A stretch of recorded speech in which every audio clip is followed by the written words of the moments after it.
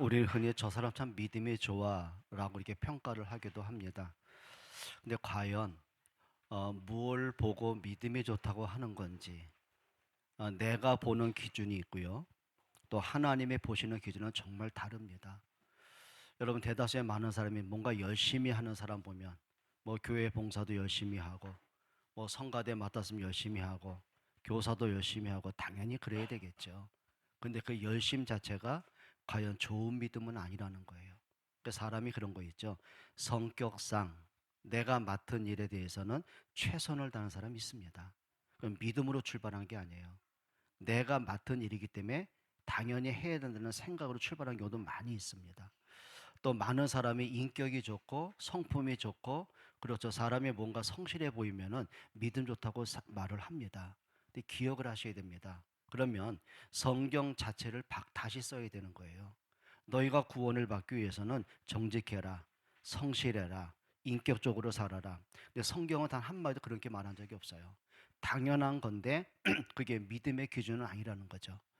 또 많은 사람이 이렇게 말합니다. 야, 이 사람은 모태신앙이야. 이 사람은 기독교 3대, 4대, 5대 집안이야. 야, 이 사람은 성경을 한 10독을 했대.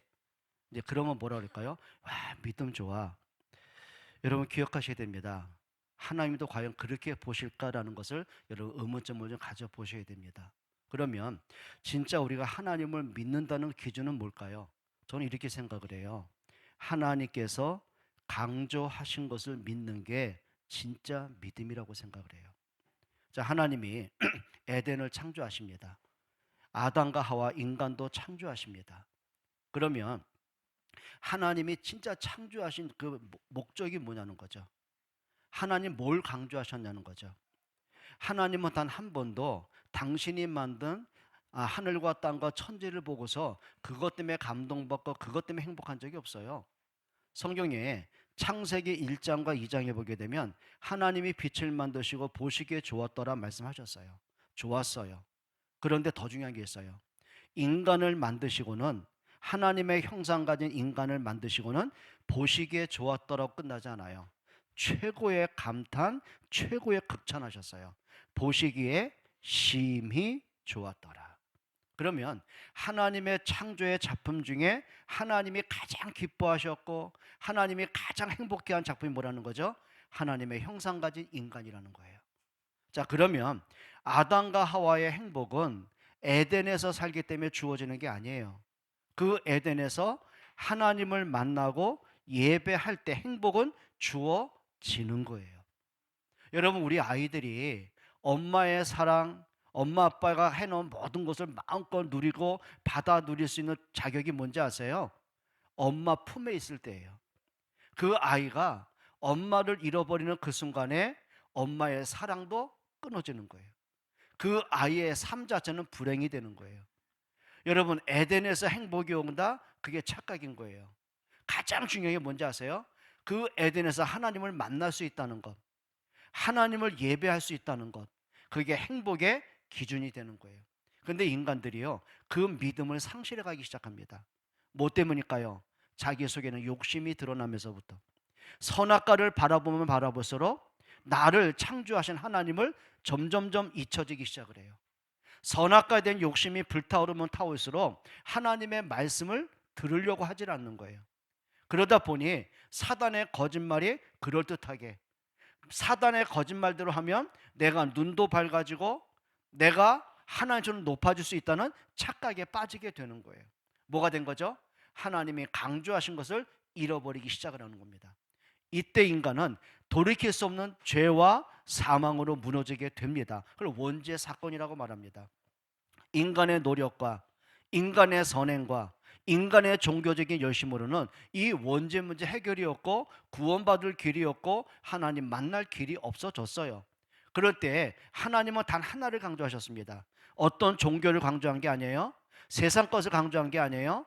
또 다른 더 좋은 낙원을 창조하고 더 신실한 인간을 창조한 게 아니죠. 하나님을 떠난 인간에게 하나님 만나는 구원을 강조하셨습니다. 죄와 허물로 죽은 인간에게 그 죄에서 살아나는 말씀, 언약을 강조하셨어요. 사단의 올무에 빠진 인간에게 자유케 되는 길을 강조하셨습니다. 그게 창세기 3장 15절에 여자의 후손이 오시면 뱀의 머리를 상하게 할 것이다. 하나님은 단 한 번도 우리에게 어떤 종교나 어떤 행위를 강조한 게 아니에요. 그리스도의 언약을 강조하셨다는 거예요. 근데 인간이요, 잊어버려요. 뭔가 세상을 살다 보니, 바쁘게 살다 보니, 세상껏 누리다 보니, 뭔가 성공을 향해 달려가다 보니 점점 뭐예요? 하나님의 말씀을 또 지워지기 시작합니다. 그게 창세기 6장의 네피림 사건입니다. 세상 우상 앞에 또 굴복합니다. 세상 사람들이 섬기는 또 타락의 길로 걸어갑니다. 가증한 걸 또 섬기며 살아갑니다. 그때 하나님이 홍수 심판을 내리십니다. 그러면 그 홍수 멸망에서 하나님의 구원의 강조를 뭐 하셨죠? 다른 거 아니에요. 단 하나, 노아야, 너와 내 아들들의 구원을 위해서 방주를 지어라. 그게 하나님의 강조예요. 방주만이 구원인 것처럼 그리스도만이 구원인 것을 하나님이 강조하신 것이죠. 근데 인간은요, 망각의 동물이 맞아요. 또 잊어버려요. 잊어서는 안 될 걸 또 잃어버려요. 왜요? 세상 살다 보니, 즐기다 보니, 바쁘다 보니, 누릴 게 많다 보니, 뭘 잃어버려요? 하나님의 언약을 또 잃어버립니다. 그게 바벨탑 사건입니다. 이렇게 말하는 거죠. 우리가 흩어짐을 면하자. 그리고 하늘 꼭대기까지 닿도록 탑을 쌓아보자. 그 말은 뭡니까? 왜 우리가 굳이 하나님을 경배하냐? 내가 하나님이 되면 될 거 아니야? 그게 또 착각인 거죠. 그때 하나님이 바벨탑을 무너뜨리십니다. 언어를 혼잡하게 하십니다. 그리고 나서는 하나님이 한 사람을 택하시죠. 그게 아브라함이에요.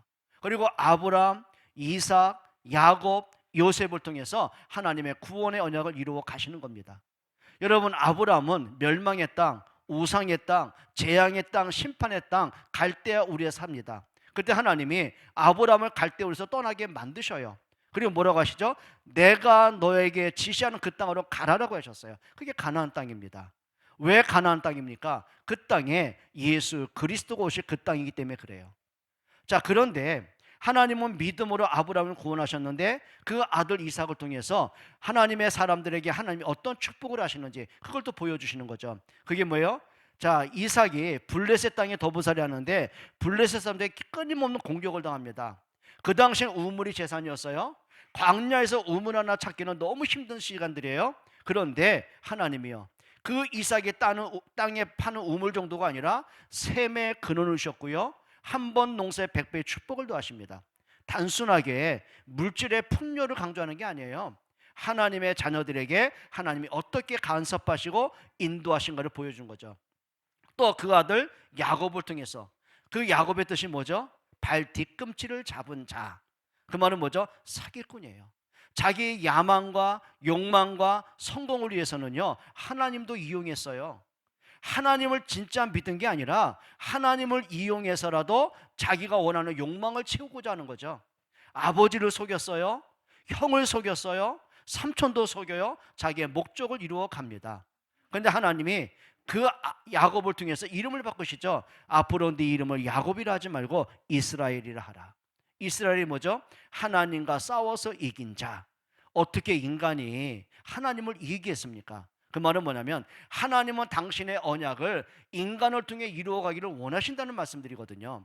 그리고 하나님이 그 아들 요셉을 통해서 시대 재앙의 생명의 역사를 이루어 가시는 거예요.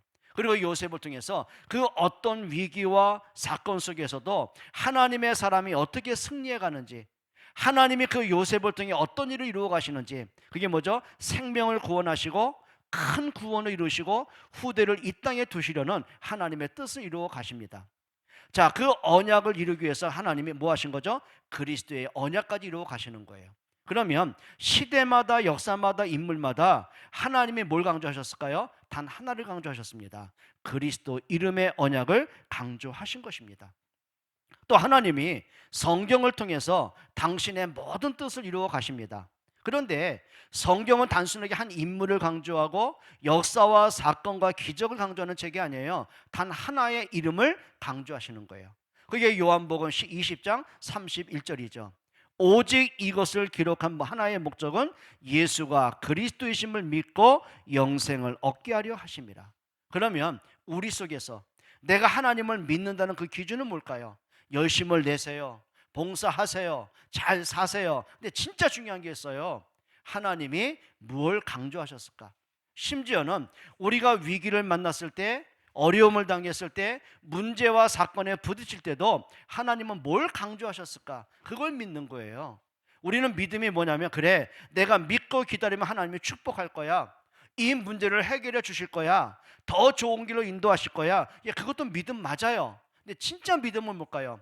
그 문제를 통해서 하나님이 강조하신 건 뭐냐는 거예요. 요셉이 애굽의 노예로 팔려갑니다. 억울하게 감옥에도 갇힙니다. 그리고는 애굽의 총리가 되는 축복도 드립니다. 그때 요셉이요, 문제 속에서, 사건 속에서, 축복 속에서 하나님이 강조하신 하나를 붙잡았어요. 언약을 붙잡았어요. 그리고 뭐라고 하시죠? 하나님께서 생명을 구원하시려고 나를 앞서 보내셨습니다. 그게 믿음이라는 거예요. 여러분, 진짜 믿음의 전 축복을 누리기를 축복합니다. 그럼 오늘 말씀의 제목이죠. 올바른 믿음의 사람이 누굴까요? 진짜 믿음의 사람. 그럼 믿는데 그 믿음은 내가 만든 걸 믿는 게 아니잖아요. 내가 믿고 싶고, 내가 생각하고, 내가 만들고, 사람이 가르친 걸 믿는 게 아니잖아요. 하나님이 말씀하시고, 하나님이 강조하시고, 하나님이 강조하심을 지금까지 이루어 오신 그 언약을 믿는 걸 믿음이라고 하는 거예요. 그럼 첫 번째입니다. 믿음의 근거는 뭡니까? 믿음의 바탕은 뭡니까? 오늘 성경 하나 한번 찾아보죠. 19절 같이 한번 읽어보겠습니다. 같이 읽어봅니다. 그러므로 형제들아, 우리가 예수의 피를 힘입어 성소에 들어갈 담력을 얻었나니. 누구의 피요? 예수의 피를 힘입어. 여러분, 우리가 신앙생활하고 믿음 가운데 그리스도의 십자가에 흘린 피 언약이 없다면 그건 믿음 아닌 거예요. 여러분, 좀 안타까운 게 뭐냐면 대다수의 사람들이 하나님을 믿는다고 합니다. 교회에 옵니다. 그런데 그들의 눈에 보이는 건 그리스도의 이름이 아니에요. 예수님의 그 십자가의 죽으심과 부활하심과 나와 함께 하심, 그게 내 눈에 보이지 않아요. 뭐가 보일까요? 주로 분위기가 보여요. 사람이 보여요. 자, 그러면 내가 믿음 생활을 열심히 한다. 그 기준은 뭘까요? 나와 마음에 맞는 사람이 있을 때, 내게 인정이 되고 내가 칭찬받고 내가 도움을 받고 있을 때 그 사람은 믿음도 열심을 낼 수 있어요. 그럼 반대로 이 사람은 언제 그 믿음이 무너질까요? 내가 좋다고 생각한 사람이, 내가 신뢰를 가진 그 사람이 어느 나에게 상처를 줄 때, 내가 그 사람에게 실망을 느낄 때 여전히 그 사람의 믿음도 무너지게 되는 거예요. 그건 믿음이 아니라는 거예요. 분위기가 좋아서요, 야, 가니까 뭐 친교가 좋고 무슨 뭐 사람들이 뭐 친화력이 있고 가니까 나를 환영해주고, 그거 역시 믿음 아닌 거예요. 근데 안타까운 게 있어요. 대다수의 많은 사람이 예수를 믿는 기준이 뭐냐면 내가 만족을 느낄 때예요. 여러분, 이걸 좀 깨트리기를 주의 이름으로 부탁을 드립니다. 진짜 믿음의 근거는 뭐라고요? 그의 피를 힘입어. 나를 위해 십자가에 죽기까지 사랑하신 그 사랑을 힘입어, 그 말입니다. 여러분, 예수의 피를 힘입기를 축복합니다. 그러면 중요한 게 있습니다. 여러분, 초대교회가 도대체 뭐 때문에 그렇게 핍박을 받으면서, 그렇게 사자밥이 되면서, 불에 타 죽임을 당하면서, 십자가에 못 박혀 죽는 순교를 당하면서도 그렇게 믿음 생활합니까? 도대체 뭡니까? 그리스도의 십자가의 피 언약이 없다면 그럴 필요가 없었다는 거예요. 그럼에도 그 많은 핍박이 옴에도 불구하고 믿음을 지킬 수 있는 힘이 뭐라고요? 예수 그리스도의 십자가의 은혜 때문이라는 거예요. 하나님은 단 한 가지입니다. 예수님의 십자가에 열린 그 피를 통해서 나를 사망에서 생명 주기를 원하셨어요. 나를 운명에서 해방하기를 원하셨어요. 그 십자가의 능력으로 사단의 올무에서 우리를 자유케 하셨어요. 그럼 모든 믿음의 기준은 어디 있어야 돼요? 그리스도의 십자가의 능력이 있어야 되는 거예요. 여러분, 진짜 십자가의 복음 깨닫기를 축복합니다. 또 19절에 뭐라고 합니까? 성전에 들어갈 담력을 얻었나니 그랬어요. 여기에 담력은 뭐냐면 헬라 뜻이 그거거든요. 하나님 앞에 내가 꺼리낌 없이 자유롭게 나아갈 수 있음을 말하는 거예요. 그게 담대함이라는 거예요. 뭐 누구의 눈치가 없어요, 내가 뭐 연약해서, 내가 부족해서, 허물이 많아서, 자격이 없어서. 아니요, 자격은 내게 있는 게 아니에요. 자격 없는 나에게 그리스도가 십자가에 죽으심 때문에 하나님께 나아갈 수 있는 자격을 내게 주신 거예요. 그게 뭐예요? 그게 담력이라는 거예요. 여러분, 구약에 성전이 뭔지 아십니까? 성전은 뭐냐면 여러분 알다시피 성소가 있고 지성소가 있잖아요. 그 성소에는 제사장들이 매일 들어갑니다. 자기의 당번에 따라서 자기 역할에 수종을 듭니다. 그런데 지성소는요, 그 누구도 들어갈 수가 없습니다. 단 한 사람, 대제사장만. 그것도 1년에 단 한 번, 대속죄일 날만 들어갈 수가 있습니다. 그러면 그 성소와 지성소 사이에 가로막혀 있는 게 뭔지 아세요? 그게 휘장입니다. 그 말은 뭐냐면 인간은 그 누구도 하나님께 나아갈 길이 없어요. 인간은 내 노력과 선행과 종교적인 열심으로는 하나님을 만날 길이 없어요.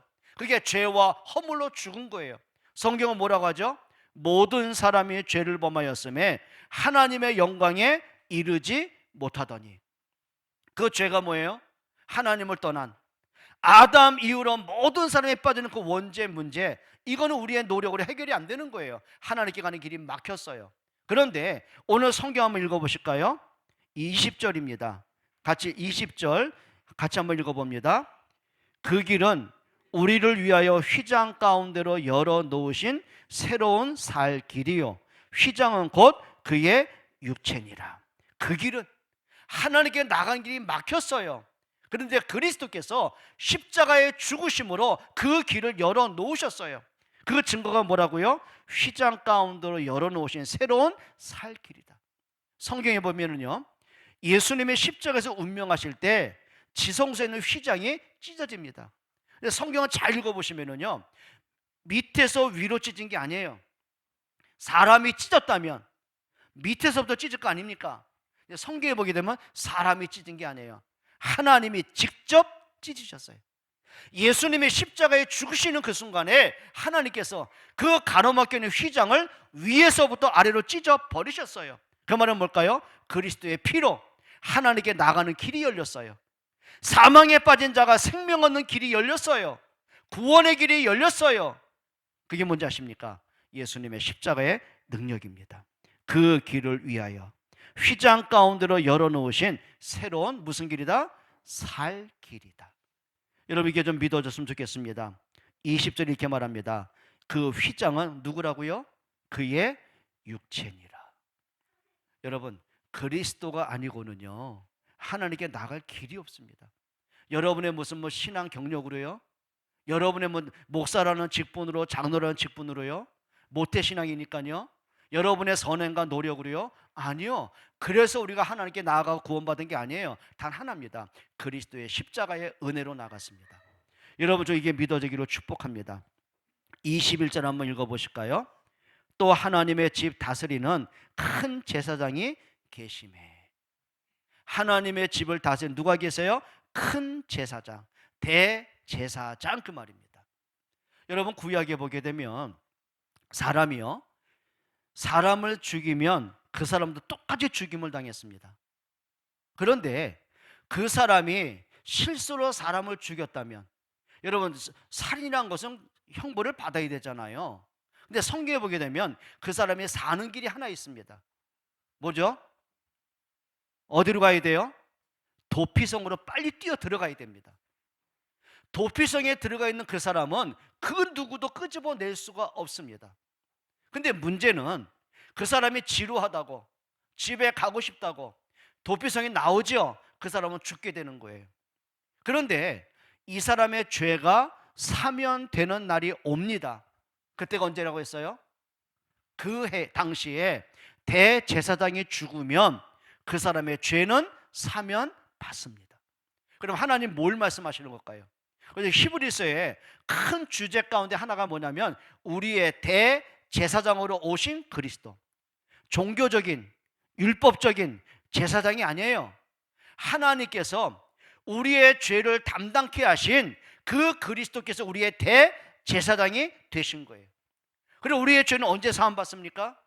우리는 언제 구원받습니까? 나를 위해 십자가에 죽으신 그리스도가 내게 믿어지는 그 순간에 내게 생명이 주어지는 겁니다. 오늘 21절에 그 말이죠. 우리의 큰 제사장이 계심에.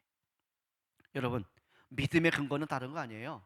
여러분 속에 정말 그리스도가 분명해지기를, 그리스도가 확실해지기를, 그리스도를 붙잡게 되기를 주의 이름으로 축복합니다. 그러니까 바울은 뭐라고 하는지 아십니까? 우리를 이 큰 사랑에서 누구에게서 끊을 수 있겠느냐. 여러분 정말이에요. 많은 사람을 놓치려고 그래요. 뭐 때문에요? 내가 현실 때문에, 문제 때문에, 사람과의 갈등 때문에, 내 연약함 때문에 자꾸 놓치려고 그래요. 아니요, 그때일수록 그리스도를 붙잡는 여러분들에게 축복합니다. 주님께 나아가는 여러분들에게로 축복합니다. 믿음의 근거는 하나입니다. 우리 위해서 십자가에 죽으시고 구원하신 그리스도입니다. 그럼 두 번째죠. 따라합시다. 믿음의 색깔을 분명히 하자. 예, 색깔이 있어요. 여러분 가끔 요즘은 그런 사진관이 많이 없어졌더라고요. 예전에 사진관도 보면은 되는 사진관이 있고 문 닫는 사진관이 있더라고요. 그러니까 사진관 앞을 지나가려면 뭐냐면 아주 빛바랜 사진관이 있죠. 희미해진 것. 근데 어느 집 가게 되면 몇 년이 지나도 늘 아주 선명한 사진을 걸어놓은 집이 있어요. 그만큼 뭘까요? 마케팅 전략을 잘하는 거예요. 여러분 빛바랜 사진도 있듯이 선명한 사진도 있습니다. 여러분 우리의 믿음 또한 마찬가지예요. 빛바랜 사진처럼 뭔가 희미하고 이게 무엇을 말하는 건지 모를 만큼 무너진 사람도 있습니다. 그런데 선명한 사람이 있습니다. 그러면 어떤 색깔일까요? 22절 한번 같이 읽어보겠습니다. 같이 읽어봅니다. 우리가 마음의 뿌림을 받아 악한 양심으로부터 벗어나고 몸은 맑은 물로 씻음을 받았으니 참 마음과 온전한 믿음으로 하나님께 나아가자. 여러분 단어 하나 좀 잘 보셨으면 좋겠어요. 왜 하나님이 이 말씀, 이 단어를 기록하게 하셨을까? 의미는 뭘까? 한번 잘 찾아봐야 되겠죠. 22절 첫 번째 말씀입니다. 우리가 뭘 뿌림을 받았다고요? 어디에? 어디에? 어디에? 마음에 뿌림을 받아 그랬어요. 이게 무슨 얘기일까요? 우리는요, 우리 마음 속에서 하나님을 지워버리고 살았어요. 아담과 하와가 자기 욕심 때문에 그 마음에 하나님을 지워버렸어요. 그리고 그 마음 속에는 하나님의 은혜가 아니에요. 욕심과 악함과 부패함과 더러움과 추함으로 꽉 차 있는 거예요. 여러분 가인이 예배가 실패됐으면 갱신해야죠. 하나님 앞에 올바로 서야죠. 근데 그 마음속에요 동생을 향한 시기와 질투와 악독함과 분냉과 그렇죠. 그러면서 분노로 동생을 돌로 찍어 죽였어요. 이게 인간의 부패한 마음을 얘기하는 거예요. 여러분 근데 예수 그리스도께서 그 십자가 열린 피로 우리 마음에 뿌리 쓰였어요. 그게 뭔지 아십니까? 예수님의 십자가의 능력이 죄와 허물로 물든 우리의 마음속에 새 생명을 주신 거예요. 하나님 없이 살던 우리 마음속에 창조주 하나님을 기억하게 하셨어요. 그분을 경배하게 하셨어요. 하나님의 말씀 없이 살던 우리 마음속에 말씀을 하나님이 담아 놓으신 거예요. 그걸 은혜라고 말하는 거예요. 우리가 하나님을 선택한 게 아니에요. 하나님이 여러분을 부르신 거예요. 누구의 이름으로요? 예수 그리스도의 이름으로요. 마음의 뿌림을 받아. 그 말은 뭘까요? 우리가 가식과 위선과 이런 것들이 아니라 진실한 마음으로 하나님께 나갈 걸 말씀합니다. 진짜 믿음의 색깔은 다른 거 아니에요. 우리 마음속에 진짜 복음으로 채워지기를 축복합니다. 성경은 뭐라고 하죠? 너희 마음을 다하고 뜻을 다하고 힘을 다하여 주 너의 하나님을 사랑하라. 예, 진짜 여러분 마음속에 은혜가 있기를 축복합니다. 또 잠언서 3절 이렇게 말씀합니다. 무릇 지킬 만한 것보다 내 마음을 지켜라. 생명의 근원이 이에서 남이니라. 여러분 마음속에 그리스도로 좀 풍성하게 축복합니다. 그런데 우리 속에는요 너무 많은 것이 있어요. 사무엘상 7장에 보게 되면 사무엘이요 모든 백성들을 미스바로 모이게 만듭니다. 이렇게 명령을 합니다. 너희가 전심으로 온 마음으로 전심으로 여호와를 섬기려거든 너희가 섬기고 있던 저 아스다롯과 모든 우상을 제거해 버려라. 여러분 틀린 것을 버릴 수 있는 진짜 그리스도로 채워지는 여러분의 마음 되길 바라요. 진짜 마음을 다해 하나님 사랑하기를 축복합니다. 또 22절에 이렇게 말씀합니다. 악한 양심으로부터 뭐하고? 악한 양심으로부터 뭐하고? 벗어나고. 여러분, 사람이요, 죄와 싸울 수 있는 용기가 좀 필요합니다. 그러니까 많은 목사님들이 이렇게 말합니다. 야, 우리가 예수 그리스도 죄사함 받았잖아. 근데 뭘 회개하란 말이야? 뭔지 모르겠어요. 좀 뻔뻔한 자기의 죄를 합리화시키는 분이 굉장히 많아요. 여러분, 죄를 죄로 할 수 있는, 죄를 미워할 수 있는 여러분들로 축복합니다. 여러분 기억하셔야 돼요. 우리가 마음속에요, 한 가지 좀 분명한 답을 가졌으면 좋겠습니다. 한 가지 여쭤볼게요. 예수 그리스도가 십자가에 죽으심 때문에 우리의 원죄는 끝났습니까? 안 끝났습니까? 끝났습니다. 원죄 때문에 멸망받는 거예요. 근데 그리스도의 십자가의 죽으심 때문에 우리의 죄는 다 용서받은 거예요. 근데 중요한 게 하나 있습니다. 여러분 거룩합니까? 죄 안 짓고 살 능력이 있습니까? 한 가지 여러분이 깨달을 게 있어요. 그게 뭐냐면 우리가 원죄에서는 해방을 받았어요. 근데 원죄에서 나오는 죄성은 너무 큰 거예요. 악한 생각이 너무 많은 거예요.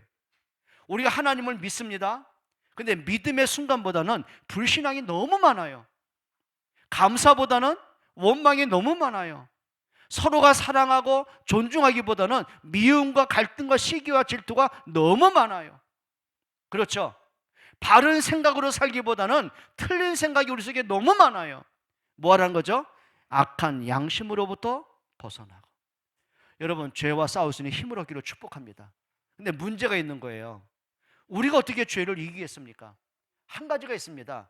여러분, 우리가 어둠 속에 다 갇혀 있을 때는, 빛 한 줄기 없는 그 속에 다 있을 때는 뭐가 뭔지를 모릅니다. 식별할 수도 없고 분간할 수가 없습니다. 뭐가 더러운지 얼굴에 뭐가 뭔지 전혀 모릅니다. 근데 한 가지 답이 있습니다. 뭘까요? 빛이 들어오면, 빛이 비춰지면 문제가 다 보이게 됐습니다. 빛이 비추어지면은, 그렇죠, 모든 불순물도 제거하게 됐습니다. 맞습니까? 그 말은 뭘까요? 요한복음 1장 5절에 예수님 분명히 말씀하셨어요. 예수님이 우리에게 세상에 뭘로 오셨어요? 빛으로 오셨어요. 내 안에 빛 대신 그리스도가 드러나면 드러날수록 내가 그리스도로 주어진 구원의 축복을 깨달으면 깨달아질 수 있도록 뭐가 된 거죠? 죄와 싸울 수 있는 용기가 있고 힘이 있는 거예요. 여러분, 이런 믿음이 있기로 축복해요. 오늘 성경 그 말씀이죠. 악한 양심으로부터 벗어나고. 여러분, 영적 싸움에 승리하시기를 축복합니다. 여러분, 사단의 본질은 하나입니다. 사단의 목적은 뭘까요? 우리로 하여금 자꾸 복음 떠나게 만드는 것, 말씀 놓치게 만드는 것, 하나님과 멀어지게 만드는 것, 과거 상처에 잡히게 만드는 것, 불신앙에 허덕이게 만드는 것, 서로 분쟁하고 다투고 갈등하고 싸우고 분열하게 만드는 것, 그게 사단의 목적이에요. 그러면 야고보 4장의 말씀대로 마귀를 대적하라. 그 대적의 뜻이 뭐라고요? 마귀가 원하는 반대편에 서는 거예요. 그게 영적 싸움에 승리하는 겁니다. 여러분, 진짜 기도하기로 축복합니다. 내 용기와 내 의지가 아니에요. 하나님이 주신 은혜고 하나님이 주는 능력이고 예수 그리스도의 사랑이 더 선명해지고 더 확실해지고 더 분명해질 때 영적 싸움에 승리할 힘이 생겨지는 거예요. 이런 은혜가 있으면 좋겠습니다. 또 22절이 이렇게 말합니다. 몸은 맑은 물로 씻음을 받았습니다. 그 말은 뭐죠? 우리는 모든 원죄의 문제는, 우리의 죄의 문제는 그리스도의 십자가의 능력으로 뭐 했다고요? 씻음을 받았어요. 그걸 죄사함이라고 말하는 거예요. 여러분, 두 가지는 분명합니다. 그 첫째가 뭐냐면요, 우리 속에 뭔지 모르겠어요. 내가 허물이 많아서, 내가 잘못 살아서, 내가 하나님을 믿는 게 너무 창피하고 부끄럽고, 이거 잘못된 겁니다. 분명히 잘못된 겁니다. 따라합시다. 약할수록, 연약할수록 하나님 앞에 서자. 여러분, 있는 모습 그대로 하나님 앞에 서는 은혜 받기로 축복합니다. 연약하니까 힘 얻어야죠. 부족하니까 능력 받아야죠. 그렇죠?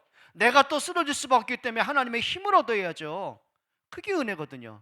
내 모습 이대로 하나님 앞에 설 수 있는, 하나님의 주는 힘을 얻을 수 있는 여러분들을 축복합니다. 그리고 정말 내가 죄사함을 받았다면 한 가지 있습니다. 감사합니다. 그러면 내가 옛날에 살던 내 모습들, 내가 했던 말들, 불신앙의 말들, 원망의 말들, 불평의 말들을 좀 치유받아 가야 되는 거예요. 내가 사람의 관계에서 뭔가 우리에게 분쟁이 있고 분열이 있다면, 그렇죠, 화목의 모습으로 좀 바뀌어 가야 되는 거예요. 그건 여러분의 능력입니다. 노력입니다. 이걸 기도할 수 있어야 돼요. 정말 예수 그리스도로 우리가 죄사함 받은 것만큼 영적인 분별력과 영적인 싸움이 되기를 축복합니다. 근데 22절에 아주 중요한 말씀을 우리에게 하십니다. 같이 한번 읽어볼까요? 우리가 마음의 뿌림을 받아 악한 양심으로부터 벗어나고 몸은 맑은 물로 씻음을 받았으니 참 마음과 온전한 믿음으로 하나님께 나아가자. 하나님께 나아갈 땐 두 가지를 요구하셨어요. 그 첫째가 뭐죠? 참 마음과 온전한 믿음. 그럼 이건 또 뭘까요? 참 마음은 다른 거 아니더라고요. 우리 속에 하나님을 향한 거짓됨을 버리는 거예요. 위선됨을 버리는 거예요. 그렇죠? 정직하고 순수한 그 마음, 그게 참 마음이에요. 그리고 단순한 감정이 아니에요. 충동 때문이 아니에요. 뭐가 된 거죠? 그리스도의 이름을 붙잡은 이게 바른 생각을 얘기하는 거예요. 신명기 6장 5절 이렇게 말씀하시죠. 너는 마음을 다하고 뜻을 다하고 힘을 다하여 내 하나님 여호와를 사랑하라. 여기 마음을 다한다는 의미가 뭔지 아십니까? 마음을 다한다. 그거는 두 가지가 있어요. 내 속에 하나님을 향한 마음도 있지만은 뭔가 내 속에는 상처된 마음, 불신앙의 마음들, 이게 같이 혼돈하는 거예요.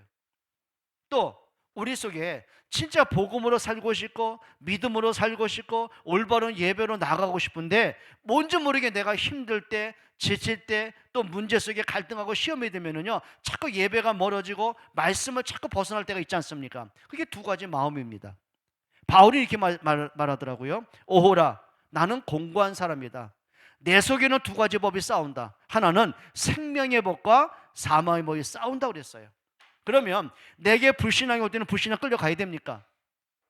내가 뭔지 모르게 연약하고 갈등되고 또 흔들리면 흔들리도 끌려가야 됩니까? 아니요. 그때는 어떻게 하는 거죠? 그럴수록 더 하나님 앞에 서라는 거예요. 그게 마음을 다하는 거예요. 여러분, 생각나는 대로 끌려가면 안 돼요. 생각을 하나님 앞에서 바로 세울 수 있기를 축복합니다.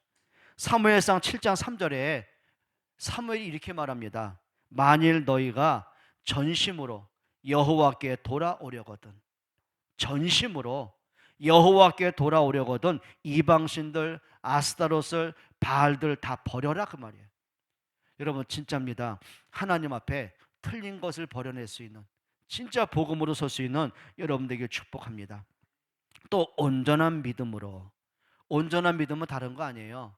막연한 뭔가 내가 기대한 것 그 이전에 하나님이 은혜로 내게 주신 것을 진짜 믿는 거죠. 아까 말씀드렸습니다. 진짜 믿음은 뭐라고요? 내가 믿고 싶은 것, 내가 듣고 싶은 걸 믿는 게 아니에요. 내가 기대한 하나님을 믿는 게 아니에요. 하나님이 강조하신 걸 믿는 거예요. 그게 뭐예요? 온전한 믿음이에요. 그리고 참 마음과 온전한 믿음으로 하나님께 뭐 하라고요? 나아가라 그랬어요. 나아가라, 그 뜻은 뭘까요? 이례적인 게 아니에요. 지속적인 걸 얘기하는 거예요. 우리 그럴 때 있잖아요. 뭔가 내가 은혜가 되고 내 나름대로 막 기쁘고 뭔가 일이 잘 될 때는요, 예수 믿는 게 즐거워요. 예배하는 게 즐거울 수 있어요. 근데 어느 날 내가 뭔가 내 마음속에 뭔가 무너지는 생각이 들어올 때 믿음도 흔들 때가 굉장히 많습니다. 그러면 어떻게 할까요? 내 감정 따라 움직여가는 게 아니잖아요. 따라합시다. 하나님께 나아가자. 진짜 그랬으면 좋겠어요. 여러분, 하나님께 나아가는 믿음의 힘을 얻기를 축복합니다. 가장 중요한 게 하나 있습니다. 하나님께 나아가는 가장 중요한 거 하나입니다. 한번 따라할까요? 예배로 나아가자. 제가 여러분에게 몇 주간에 걸쳐 말씀을 드렸습니다. 올해 들어 자꾸 저에게 하나님 그런 고민거리 많이 주셔요.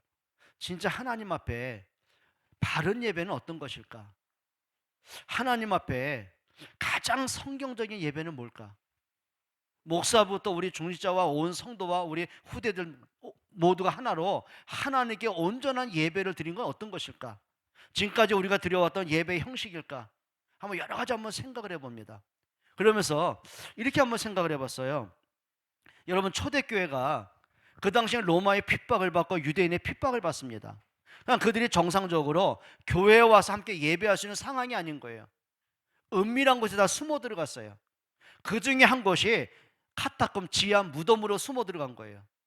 그러면 지하 무덤에 숨어서 예배드리는 걸 발각되면 그들은 다 몰살당할 텐데요.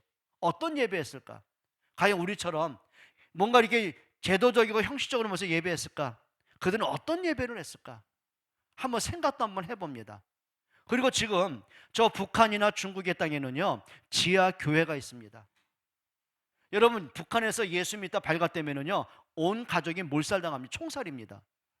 근데 그 속에서 지금도 꾸준하게 예수 믿다 발각돼 가지고 총살 당하는 사람이 가끔 소식이 들려와요. 그럼 그들은 어떻게 예배했을까?